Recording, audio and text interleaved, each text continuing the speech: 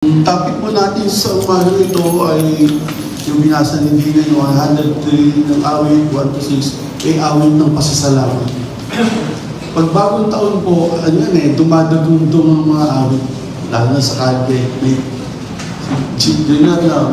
May kasamang timba, mga tropa. Sa kalye, may kasamang tagay, may kasamang gitara. Ang matindi, konti lang agwat, meron na naman. Pag hindi tama na, nakaharap na. Diba? Dalay kantahan sila. Diba? Si Junior, kwento, buti daw umulan ng Pasko. Doon sa nila kasi, ang daming tao ron eh. Nandun, kung hindi umulan ng Pasko, nasa gitna ng kalye, may timba. May batya. May batya eh. Kantahan, kabilang kantahan, yung mga tricycle driver na kasama ko, yung mga pioneer nilang stereo na hindi ginakabit dahil takot maulanan kahit basta bagong taon, kinakabit. Ang lalakas sa bilahan ng tugtugan. Diba? Sa bahay, sa halin. Talaga yung awit, dumadaguntong sa magtatapos ang taon. Nawa sa mga anak ng Diyos, yung awit ng pasasalamat dumadaguntong sa ating mga tahanan.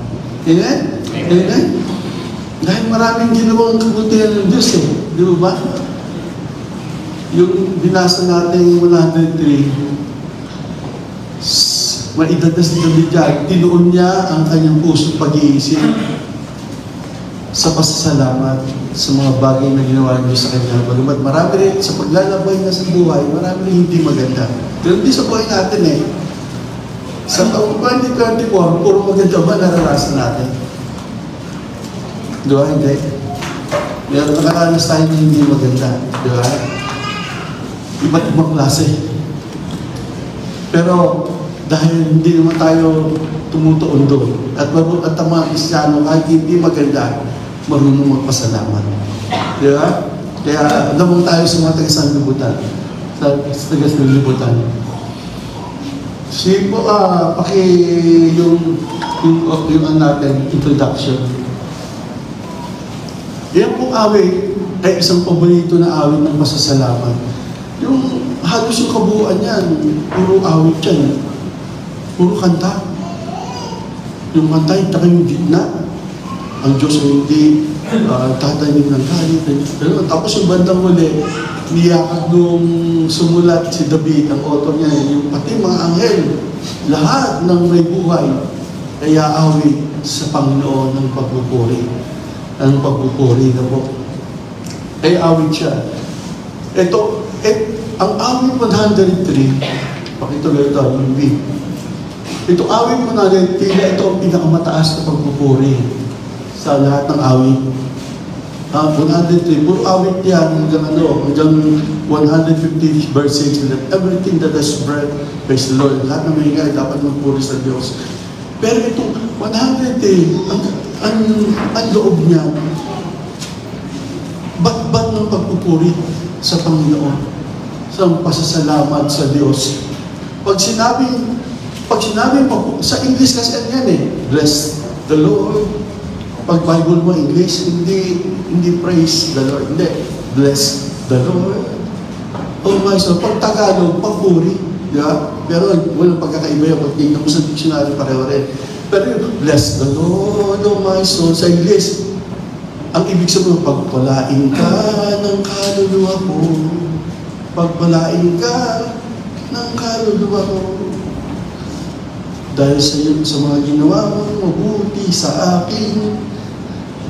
Yun ang kasi pag sinabi papuri,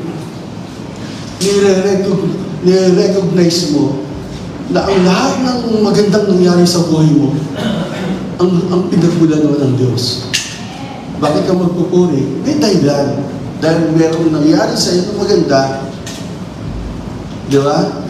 Sa buhay mo, kaya ka nagpupuri at kaya ka nagpapasalamat. Yun ang ibig sabihin ng pagpupuri. Means, recognize all the things you have is comes from God. The source is God. Diba? Yun ang ibig sabihin. Yung bless, yan din. pagpalain ka ng kaluluwa ko. Kasi lahat ng naranasan kong blessing, galing sa iyo. Kaya nag-bless the Lord ako sa iyo. Diba? Pag sinabing word na kaligtasan, ibig sabihin, pag tagapagligtas, meron kang pinanggalingan. May pinanggalingan. Hindi ka pwedeng magkaroon ng tagapagligtas kung walang pinanggalingan yung pagliligtas sa iyo. Ang nauna lang, yung pagliligtas sa kasalanan. Hindi tayo pupunta sa impyerno, pero marami pang ililigtas sa Diyos sa buhay natin. Nagawa sa yung mga dapat tayo maligtas hanggang perfect ang buhay natin. Iligtas tayo ng Diyos. Isa ito sa awit ni David. At malamang ito, number 1 and 2. Malamang ito ay sinulat niya siya matanda na. Sinulat niya ito matanda na kasi nasayaran niya ang lahat ng kabutihan ng Diyos sa kanyang buhay. Nag-focus siya sa mabubuting bagay na ginawa ng Diyos. Napakadali sa daigdig na ito na magreklamo sa buhay natin. Di ba? Kasi kung gusto yung magreklamo, marami din naman kang maireklamo. Di ba? Marami din naman tayo maireklamo. Pero sa ngalan tayo mga Kristiyano, hindi tayo ganoon. Kasi tayo mga Kristiyano, kahit pangit, marunong tayo magpasalamat. Kahit hindi maganda, marunong tayo magpasalamat. Kasi alam natin na in all things work together good. In everything give thanks. Di ba? Alam natin. Kaya si David, alam niya yun. Kaya ang isip niya ay nakatuon. Di ba? Kasi kaya siya may listahan ng maraming dapat pagpupuri sa Diyos na dapat nang bigay sa Panginoon. Yan, makikita natin yan sa yung nalamang episode niya ng matanda na sa awit 146 verse 2. Awit 146 verse 2. Ngayon po ang pagkakasabi.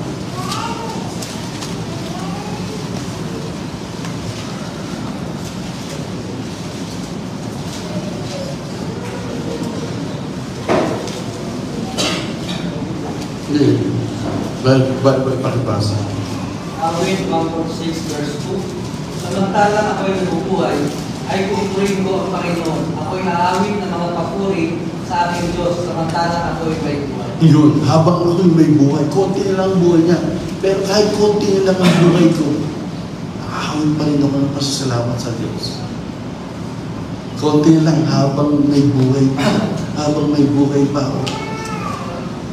Habang may araw, ano pecha yan, 29, habang hindi pa natatapos ang taong 2024, kailangan meron tayong awit ng pasasalamat sa Diyos.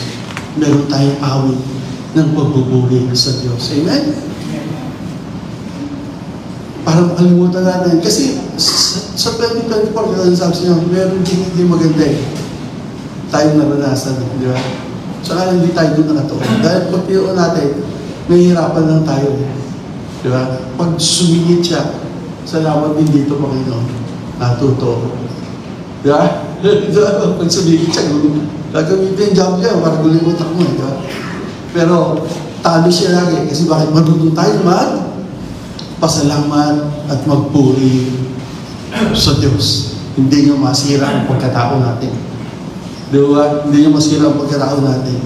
Kasi, marunong tayo magpasalamat at magpuri sa Diyos anuman dito sa buhay natin. Naranasan niya kung gaano kahirap magbunga kapag nakagawa ng kasalanan at ang kahalagaan ng pagpatawan ng Diyos. Ibig sabihin, sa buhay ni David, nakaranas siya ng hirap ng bunga ng kasalanan. Alam naman natin ang kasalanan ng ginawa niya kung ano'y binunga niya. Pero naranasan niya rin kung paano siya pinatawad ng Diyos. Kaya siya ay nagpupuri, nagpapasalamat sa Diyos. At sabi niya habang buhay, konting na lang, nagpupuri pa rin siya at nagpapasalamat sa Diyos. Ang tanong ay ganito, proposition tayo. Ano ang ginawa ni David para umawit ng pasasalamat sa Diyos? May ginawa siya para makaawit siya ng pasasalamat sa Diyos. Unang punto, ginising ni David ang kanyang kaluluwa ginising o pinukaw ni David o inutusan ni David ang kanyang kaluluwa na magbigay ng papuri sa Diyos. Pangalawang punto, tayo. Sinabihan ni David ang kanyang kaluluwa na kailangan magpasalamat sa Diyos. Kinausap niya yung kaluluwa niya na magpasalamat niya sa Diyos. Pangatlo, nagsimula si David na bilangin ang mga pagpapala ng Diyos sa kanyang buhay. Minsan ang tao kasi nagbibilang ng problema. Pero pag binilang mo pagpapala ng Diyos, natatabunan. Di ba? Natatabunan. Minsan ang tao nagbibilang ng mga hindi magandang karanasan niya sa daigdig na ito. Pero pag marunong siya magbilang ng magagandang ginawa ng Diyos sa buhay niya, natatabunan ito. Gumaganda pa rin ang hindi magagandang karanasan sa buhay ng tao. Ginising ni David ang kanyang anong ginawa ni David para makikita sa Diyos? Ginising ni David ang kaluluwa na magpuri sa Diyos. Kanta ho yan eh. Puro kanta yan. Yung mga punto na yan, yung unang punto, pangalawang punto, ang kanta yan na kaya pinakamataas sa magpuri ito, rururok, dapit, pinakamataas sa bundok ng Monte Rosa, ang pagpupuri sa Diyos. Nakarurok ito. Kaya ang kantang yan, pag sa English mo, binasa yan. Nakadod, bless the Lord, O my soul. Bless the Lord, O my soul. And all that is within me. Bless His hope. And all that is in my entire being. Ang aking buong pagkatao. Di ba? Ay pinagpapala ang Diyos. Bless, pinagpapala ang Diyos. Di ba? Pag tayo bless the Lord, pagpalain ka, Panginoon. Pagpalain ka, Panginoon, ng aking buong pagkatao. Pagpalain ka, Panginoon. Kasi bakit? Ito yung blessing na, ito yung, para ma-bless natin na Lord, ito lang na hinihingi niya eh. Pasalamatan mo lang ako, bago ang kaligayahan ko. Purihin mo lang ako. Kasi, sa akin naman lahat na eh. Wala na akong kailangan. Ang kailangan ko ay yung pasasalamat mo at yung pagpupuri mo, nakapagpala ang Diyos doon. Yun ang handog na hinihintay ng Diyos sa atin. Kaya bago matapos ng taon na ito, maghandog tayo sa Diyos ng pasasalamat. Dahil bakit? Pinagpala tayo ng Diyos sa buong taon ng 2024. Yung paano mangyayari yun? Sabi doon sa pangatlong punto, no? Nagsimula, kanta rin yan. Nagsimula sa dali, bilangan ng papalo sa kanyang buhay. Ano yung sinabi niya? Count your blessings, name them one by one. Count your blessings of what God has done. Count your blessings, name them one by one. Lista mo, one by one. Count your many blessings that what God has done. Maglista ka. Diba? Count, bilangin mo.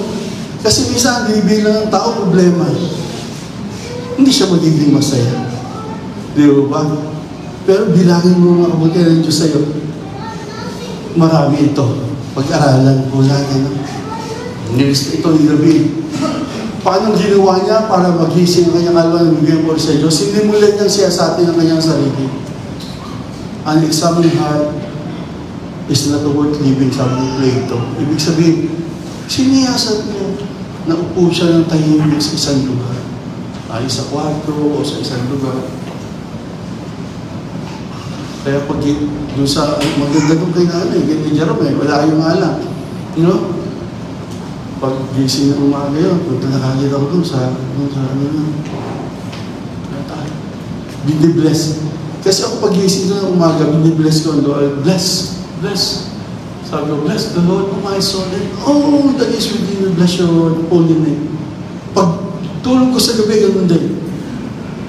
Pag tulog ko sa gabi, nakasanayan ko na yun, bless you, Father God, bless you, Jesus, bless you, Holy Spirit. Thank you, Father God, thank you, Jesus, thank you, Holy Spirit. Nakasanayan ko ng gawin yun eh, na pag umaga at pagtulog sa gabi, sinasabi ko yun sa Diyos eh. Malimit. Malimit. Maging yung pagpapatawad, no, sa mga pagkakamali na nagagawa. At wala naman taong hindi nagkakamali eh, di ba? Saka lang yun, mahusay siyang magkamali, hindi siya mahusay magpatawad. At hindi siya mahusay humingi ng tawad sa Diyos. Wala mo sa atin, hindi magkakamali. Pero sa kala, sana marunong ka rin. Kung marunong kang magkamali, dapat marunong ka rin magpatawad at marunong ka rin humingi ng tawad sa Diyos. Amen? Purihin ng Panginoon. Siya ay siya ay nagdurusa ng kabalisan, kalungkutan dahil sa pagkukulang ng pasasalamat. Kasi alam ni David, pag nagkulang ako ng pasasalamat sa Diyos, magdurusa ako ng kalungkutan. Magdurusa ako ng kabalisan. Ang taong hindi marunong magpasalamat sa Diyos, laging balisa yan. Walang katahimikan ng isip niya at kalooban niya. Laging malungkot ang mukha. Laging mukhang pasas ang mukha. Pero pag nagpasalamat yan, nagpuri sa Diyos, nagmumukhang ubas na. Di ba? Ito ang sikreto eh. No? So, parang mukhang ubas eh. Kaya ang Diyos nagturo sa atin na matuto tayo magpuri, magpasalamat sa Diyos kasi ito magbibigay sa amin ng kagalakan sa napakahirap na journey, paglalakbay sa mundo ito. Hindi mahirap, hindi madali maglakbay sa mundo. Pero pag marunong ka magpuri at magpasalamat sa Diyos, nagbibigay ito ng kagaangan, nagbibigay ito ng kagalakan sa ating buhay. At nagbibigay ito ng maraming bagay. Kaya kailangan na hindi David na ito'y pag-aralan. Pinag-aralan ni David na siya dapat matuto. Pinag-aralan ito eh. Pag hindi mo ito pinag-aralan, hindi ka na matututo. Kailangan pag-aaralan na lagi ka magpasalamat. Kaya natututo ka. Nagagulat ka sa sarili mo. Bakit natuto niya ata ako magpasalamat? Pag umaga, natuto niya ata ako magpasalamat. Pag tanghali, pag gabi. Di ba? Natututo ang tao. Pagka siya kumain, almusan, tanghali, hapunan, minsan, pag gising niya, bagong buhay, gising siya, magdabag, iningatan ng Diyos, magkaya bagong buhay. Pagtulog niya, nagpapasalamat siya, natuto. Di ba? Natuto. Pinag-aaralan to. Kaya pinag-aaralan ito ni David na dapat siya ay taong marunong magpasalamat sa Diyos dahil siya ay dumaraan sa mabigat na pagsubok. Mabigat na pagsubok ang gano'n niya. Anak niya, nagrebelde sa kanya. Siya ay nakaranas ng ilang malaking kawalan. Inagaw ni Absalom ang kaharian, anak niya, umagaw. Ipinagkanunin siya ng taong pinagkakatiwalaan niya, advisor niya, kumumpi. Magaling niyang advisor, kumumpi. Kay Absalom. Ito yung mga karanasan ni David na hindi ganoon kadali ang naging buhay niya. Mas siya hari, kala niya na masarap ang naging buhay niya. Hindi. Mahirap ang may malaking responsibilidad. Great responsibility, great power. Ano natin? Great power, great responsibility. Sino sabi na? Di ba? Diba? Sabihin, pag hari ka, wala kasing power mo. Presidente ka ng Israel. Pero meron kang great responsibility. At bumagsak siya kanino sa responsibilidad sa mga anak niya. Kaya inagaw ng mga anak niya. Pero si David, nagpapagaang sa kanya sa napakabigat, napagsubok na kanyang pinagdaraanan sa buhay. Inuutusan niya ang kaluluwa niya na magpasalamat sa Lord. Bless the Lord of my soul. Napakahirap nun gawin. Di ba? Meron tayong may mga kapatid tayo. Imbis na purihin ng Diyos, magbigay na pinagdaraanan, hindi. Kung ano-ano pinagsasabi, di ba? Di ba? Imbis na magpasalamat sa Diyos dahil may bago siyang tagumpay. Hindi. Hindi naranasan. Ano ang dahilan para ikaw, ano ang naging dahilan para ikaw ay magkulang ng pag-ugali ng magpasalamat sa Diyos? Ano ang dahilan? Kaya ikaw nagkulang ng pag-ugali ng magpasalamat sa Diyos. Katulad ni David, gisingin mo rin yung kaluluwa na magbigay ng puri sa Diyos. Sabihin mo sa yung kaluluwa, kaluluwa ko, purihin mo ang Diyos. Diba? Sabi niya, si Yahweh mo, purihin mo ang kaluluwa. Ang pangalan ng banal, purihin mo sa tuwina. Ikaw aking kaluluwa. Ang Diyos ay papurihan. At huwag mo lilimutin kanyang kabutihan. Inutusan niya yung kaluluwa niya, inutusan niya yung isip niya, inutusan niya yung desisyon niya, inutusan niya yung pakiramdam, pasalamat ka sa Diyos. Pagpapasya, magpasalamat ka sa Diyos. Isip ko, magpasalamat ka sa Diyos. Inutusan ko. Dahil bakit? Alam niyo, yun lang ang makatutulong sa napakabigat na pagsubok na pinagdaraanan niya sa mundo ito. Mabigat. Great power, great responsibility. Pero may mga tao, wala mong malaking kapangyarihan. Kaya kami, hindi madali maging pastor.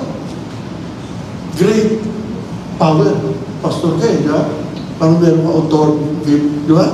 Great responsibility. Di ba? Kayo, baka madali lang ang mga responsibility sa buhay. Magaang lang kapangyarihan. Eh, ngayon mo na, bumabagsak na. Di ba? Na-temptation tayo. Di ba? Masyadong mababaw, di ba? Di ba? Wala pa. Ibig sabihin, gisingin mo itong 2024 na ito, bago matapos ang ito, gisingin mo ang kaluluwa mo, isip ko, damdamin ko, kalooban ko, magpuri ka sa Diyos, pasalamatan mo ang Panginoon. Nawa, bago matapos ang taon nito, kung nagkakagulo ang mundo, sa kasiyahan, sa sanlibutan ito, dumagundog tayo sa pagpapasalamat at pagpupuri sa Diyos. Amen? Palakpakan natin ang Panginoon. Pangalawang punto.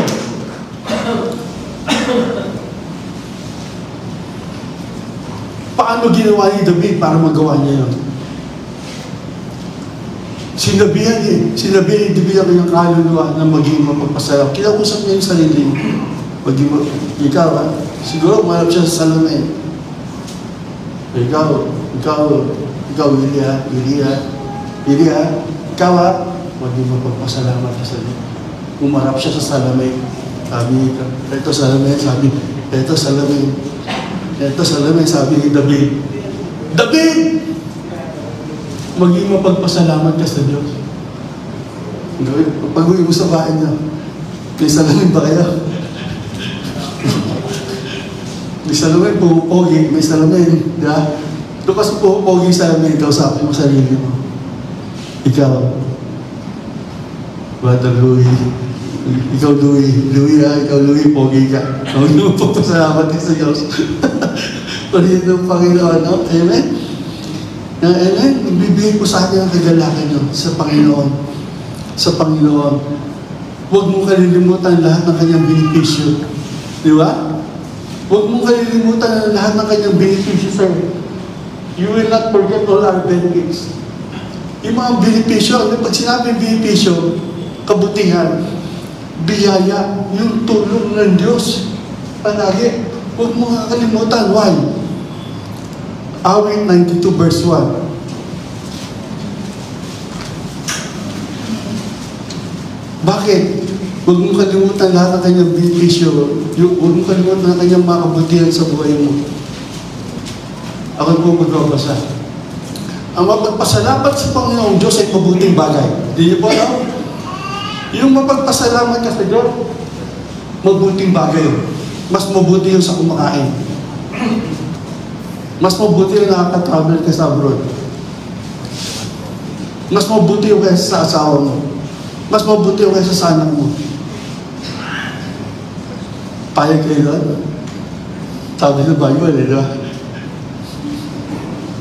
Ang magpasalamat sa Diyos ay mabuting bagay. Umawit na lagi. Purihin nga ng kataas-taasan. Bakit? Sabi ni W. Tozer, ang pasasalamat ay may dakilang kapangyarihan na magbigay lunas. Lunasan niya, ano ang nangyayari ng puso ng pagpasalamat? Nagbibigay ito ng kapayapaan ng Diyos sa iyong buhay. Nagiging payapa ka. Kung magulo ang isip mo, nagkakaroon ng kapayapaan ng isip mo pag magpasalamat ka. Pangalawa, pag ginagawa ka nitong positibo at mapagpuri sa Diyos. Ginagawa ka ng pagpapasalamat na mamapuri ka sa Diyos. Magiging positibo ka. Makakaya mong makaranas ng makontento sa buhay. Pag mapagpasalamat ng tao, kontento yan. Masaya kahit ano sa kanya. Kasi bakit? Pasalamat siya eh. Kung ano meron niya, kaya pasalamat niya. Yung wala, wala eh. Di ba, salamat na rin, darating din niya. Di ba? Kasi magpasalamat siya eh. Kontento siya. Hindi siya mapaganap. Ang taong mapagpasalamat, hindi mapaganap. Marunong siya makontento kung ano siya. Pag alam ng tao kung sino siya, alam niya yung strength niya, alam niya yung limitation niya, kilala niya sarili niya, hindi siya mahirapan na maging kontento sa buhay. Ito na, sabi ni Solomon, pag hindi mo kayang naranasan yung pangarap niyo, tumigil ka na, makontento ka na. Ibig sabihin, kung ano lang ang kaya mo, yun lang ang kaya mo eh. Yari, wala kang pag-aralan, kung gusto mo lang pag-aralan ka, hanggang doon ka lang. Masihan ka na kahit pa paano. Diba? Nabubuhay ka pa. Diba? Diba? Minsan kasi bakit? Bakit nagagawa ng tao yun? Dahil siya ay mapagpasalamat sa Diyos. Lagi niyang pinupuri ang Diyos. Buhay pa siya. Kaya siya ay nagpupuri sa Diyos. Bakit nagawa ng tao yun? Dahil sinabi ni David sa kanyang kaluluwa na kailangan ka maging pasalamat. Maring sabihin mo rin sa salamin. Tuloy ka sa salamin. Ikaw, Lilia, maging mapagpasalamat ka sa Diyos. Tulungan mo sa salamin. Isang tayo ka sa salamin. Kausapin mo sa sarili mo. Ikaw, nagutusan kita. Kasi baboy iso aboy yan. Amoy kong titi sa salamin na. Ayos mo na baboy ng boklo. Ayusin nga lang. Bagay niya baboy yan eh. Gawa ko, hindi mo pagpasalamat ka sa Diyos. Ganun din ang interview. Sinabihan niya, hari ito ha? Tayo hindi pa hari. Hindi pa tayo naging presidente ng Israel. Pangkaraniwan tao lang tayo. Pero dadalhin pa ba tayo ng hari na kinakausap ang sarili niya? Ikaw, maging mapagpasalamat ka sa Diyos. Amen? Taon ito. Matatapos yung taon eh. Hindi mo magpasalamat ka sa Diyos. Porque ng pangarap, yun ay nagbibigay ng kapayapaan. Kaya magiging, yung Happy New Year, magkakaroon ng katuparan. Bakit magiging happy ang New Year mo? Kasi sinabihan mo sa sarili mo, maging mapagpasalamat ka sa Diyos. Kaya bakit? Kaya nung sabihin mo yun, naging happy ang New Year mo. Gusto ba natin happy ang New Year natin? Maging mapagpasalamat tayo sa Diyos. Palapakan natin ang Panginoon. Pagkakong punto, ang pagpupuri, nagsimula si David na bilangin ng mga pagpapala ng Diyos sa kanyang buhay. Ang pagpupuri ni David ay nakatuon doon sa mga bagay na maganda na ginawa ng Diyos para sa kanya. Marami siyang pangit na naranasan, pero hindi siya nakatuon doon. Tayo maraming pangit na naranasan eh.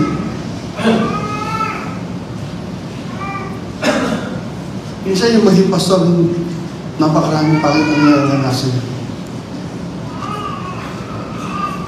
Kasi nasaan live kayo, di ba? Marami ka naranasan na hindi lahat yung sasabi na gusto, nakakaranas ka na, di ba? Marami kang mararanasan. At mararanasan ka na, nag-iisip ka na, kulang ba ako? Di ba? Marami kang mararanasan. Pero kung itutuon mo ang iyong sarili doon, ano mangyari sa'yo? Malulungkot ka. Mabigat ang alaw. Pero pag binilang natin ang pagpapala ng Diyos sa buhay natin, magiging mapagpasalamat tayo sa Diyos. Pag ginawa ni David, napakadali na magreklamo patungo sa ating buhay. Ngunit ang listahan ni David ay magbibigay sa atin na marami tayong dapat magpasalamat sa Diyos. Na anuman, sa totoo lang, mga pagpapala mo ito, hindi tayo karapat-dapat. Walang karapat-dapat sa pagpapala ng Diyos. You're not deserving. Kaya tayo nabubuhay awa at habag ng Diyos. Pag hindi mo tinanggap yan, mayabang ang tao. Ano man ang titikman natin sa buhay natin dahil yan sa pag-ibig. Sabi ni David yan. Sinabi ni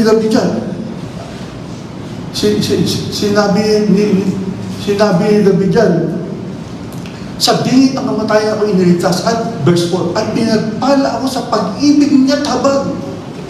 Sabag lang ng Diyos, pinagpala siya. Hari ito ha. Hindi ka pahari, ako sabihin mo, hindi kayo kinakawaan ng Diyos, siniyabang ka, palalo ka. Hindi mo ba? Kasi hari yung nagsabi. Hari. Kaya, sabi niya gabi, hindi ako deserving. Ano man sa mga bagay nito. Ano man ang hirap magbalakbay sa buhay natin. Kaya kung nakakaramdam ka na para bang ang hirap mo pasalamatan at purihin ng Diyos, tignan natin ang listahan ni David. Ano ang listahan niya? Una ang listahan niya, pinatawad tayo sa ating mga kasalanan. Sabi ni David, you will not forget or benefit you are the one who forgive or mercy. Inuna yung spiritual. Kasi pag hindi ka pinatawad ng Diyos sa iyong kasalanan, mabigat, hindi mo na mararanasan ng pagpapahal ng Diyos. Hanggat hindi mo nararanasan ang patawaran ng Diyos, hindi mo mararanasan ang matikman ng masarap na blessing ng Lord. Dapat ang una nating blessing na dapat maranasan, na alam natin, pinatawad tayo ng Diyos. Pinatawad na po ba tayo ng Diyos? Amen. Di ba? If you confess your sin, He is faithful and just to forgive us and cleanse us from all unrighteousness. Sabi sa awit 38, 138 verse 18, ito po, magkakasabi ako na po mabasa.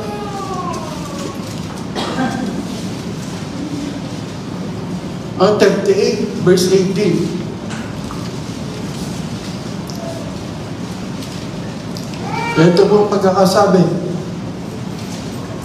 Aking ihahayag ang kasalanan ko. Mga kasalanan sa aking gumugulo. Hindi niyo pa aking sasabihin ang kasalanan ko. Kasi pag ang kasalanan mo, hindi minigyan tao sa Diyos, guguluhin ka niyan. Nakatira sa katawan niya eh. Guguluhin ka niyan. Layo niya papalaw. Pwede tao ka. Ayun, mga isang tao ka.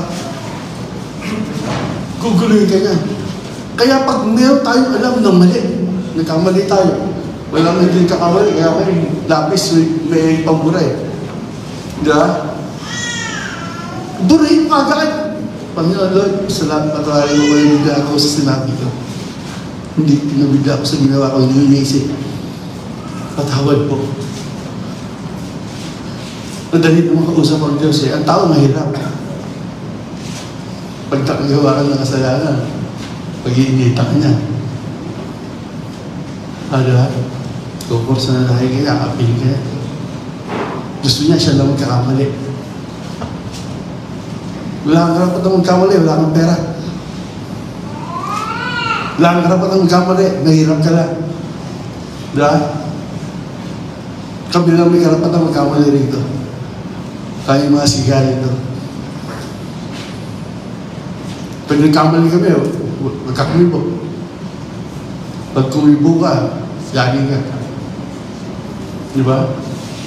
Kaya nga, sabi ba, yung narinig ko rin, yung impluensya, kawalang katarungan sa kapwa. Huwag naman madala natin sa loob ng simbahan. Amen? Isang butang lang yan sa mga tao wala sa Diyos. Amen? Amen? Diba? Naranasan ba natin ang patawaran sa pamamagitan ng pananampalataya kay Jesus? Amen. Huwag mo itatago ka agad. Confess ka agad. Sabihin mo agad. Pangalawa, ang kagalingan sa lahat ng karamdaman. Simple ka, nagkasakit, no? Nagkasakit tayo. Pero pinagaling tayo ng Diyos. Kaya buhay pa tayo. Nandito tayo ngayon. Ang Diyos ang pinagrimulan ng lahat ng ating kagalingan. Sa kanyang mga latay, tayo'y sa galing. Kaya tayong gumaling sa sakit. Nilagnat ka, lubuka. Gumaling ka. Kinuha ni Jesus sa kanyang katawan. Pinagaling ka tayo. Di ba? Pinagaling tayo ni Jesus. Pinagaling tayo ni Jesus. Kaya tayo buhay pa ngayon.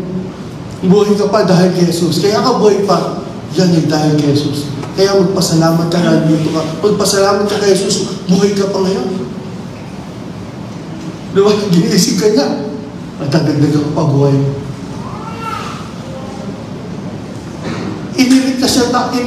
Iniligtas niya ang buhay natin sa pagkawasak. Ililigtas niya rin mula sa bingit ng kamatayan. Sino ang muntik ng madisgrasya? Dito, yung distant dito. Ako, muntik na akong kadisgrasya eh. Sigaw si Greta eh. Sigaw siya eh. Kung ato hindi nakita, mababangga ako na. Gulat ako, sigaw siya eh. Kaya nagulat ako. Tapos pag pinapanood, pinagmumura ako. Pinagmumura ako. Wala ako magawa. Pinagmumura ako. Hindi-differentiate mata ko na eh. Salamat sa Diyos. Maluwanag na ang mata ko. Salamat kay Jesus, di ba? Tapos, i-adjust niya ang buhay natin sa pagkawasak. Masisira na ang buhay natin eh. Di ba? Binuo niya pa rin. Masisira na ang pamilya. Binuo niya pa rin. Binuo niya pa rin. Pinagpala niya tayo sa kanyang pag-ibig at habag. Bibigyan niya tayo ng kasiyahan. Sa taong ito na 2024, sabi nga sa English, He satisfies our mouth. Pinakakain niya tayo ng masarap. Kung kailan tayo na pinakakain ng masarap, malimit, daig ng Pasko, ng bagong taon. Daig ng bagong taon ng Pasko. Yung mga nasa Pasko, natutulog eh. Di ba? Di ba? Natutulog.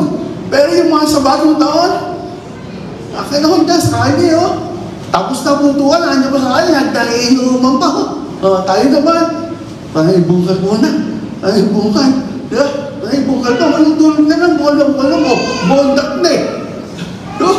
Sa Batangas, kung sumama kayo, bondat kayo eh. Suko nga ako sa kainan eh. Ulam, tatlo. Hindi sumama. Dahil ulam. Thank you, is the bed ng teacher ko. Hindi po siya nagod eh. Sabi ni Lord sa kanya, yung anak ng Diyos yan. Yeah. Pakainan niya ng masasarap na ulam. Dagdagan mo ang ulam. So, dagdagan niya. Tira-tira pa, nakauwi pa ako na ano eh. Inuwi ko pa yung ulam ko eh. Nakita ko, hagar si Sister Beth, sabihin na, akin yan. Nilagay ko sa net eh. Kasi nilagay ko sa ano, nilagay ko Ikaw natin, bigay sa akin ano. Ayun, sino kumain? Si Eunice. Ininit lang. Yung ano, baka ba yung baka? Hindi rin ako pwede kumain nun eh. Tatamaan ako kaya yung mission eh. Hindi ako sa pagkain. Akin lang naman sa ano eh. Gusto ko yun. Gusto ko yun. Weakness ko yun. Bye-bye. Thank you, bye-bye. Yakin mo. Yung nagbayad. Thank you, this nagbayad. Bye-bye, no? Salamat. Pinagpala niya tayo sa kanyang pag-ibig buhagas. At banang huli, siya nagbibigay ng lakas sa atin. No, lakas tayo, di ba? Lakas pa tayo. Binigyan niya tayo ng katarungan at katapatan. Binigyan niya tayo ng katarungan, no? At katapatan, sabi sa verse 6, tapos na po ako eh. Tapos na yan. Si Yahweh, mahato ng gawad ng katarungan, natatamo ng lapi ang kanilang karapatan. Purihin ng Diyos. So, umaga po ito, sa aking pag-uwakas, sana yung pag-uwakas ng Diyan tayo. At ang natitirang awit ni David ay walang tigil na awit ng pasasalamat. Yung natitirang buhay ni David, walang tigil na awit ng pasasalamat. Yung natitirang wasol, ibig sabihin kung nabubuhay ka pa ngayon, gamitin mo yung nalalabi mong buhay na huwag kang titigil ng pasasalamat sa Diyos. Amen? Yun ang gamit ng natitirang nating buhay. Na huwag tumigil yung buhay na yan. Para huwag tumigil yan. Para huwag tumigil ang tibok ng puso niyan. Huwag mong tigilan ang magpasalamat sa Diyos. Yan ang ginawa ni David. Purihin ng Panginoon. Purihin ng Diyos. Purihin ng Diyos. Naranas niya kung gaano kahirap ang bunga na kapag nakagawa ka ng kasalanan.